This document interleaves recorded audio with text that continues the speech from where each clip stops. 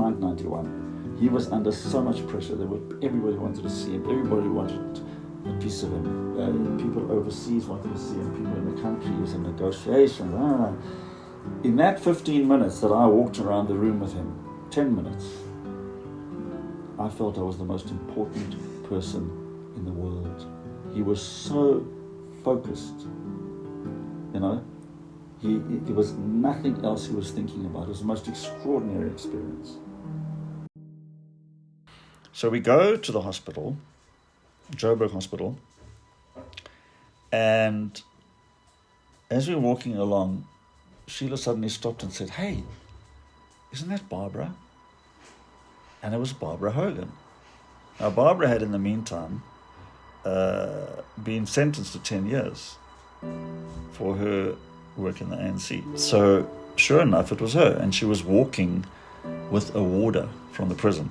So we followed them discreetly. The warder was very busy talking to the person behind the desk, and Barbara whispered to me,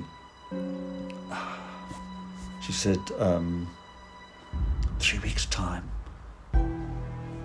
ENT, ear, nose and throat.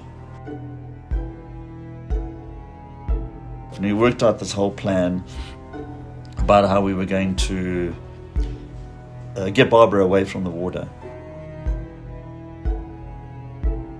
And then they finished and they went.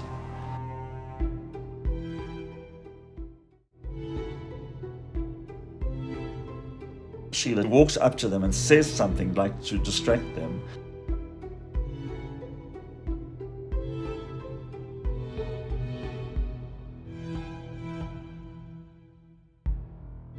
And then she comes up with a pepper spray. She got it into her eyes.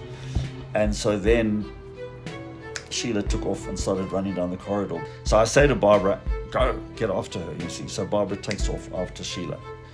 And then I go and I sort of try and hobble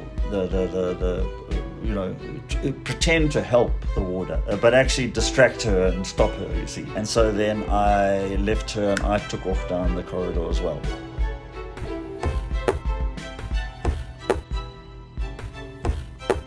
Barbara gets to the glass doors, and just nearby there's three white doctors standing there.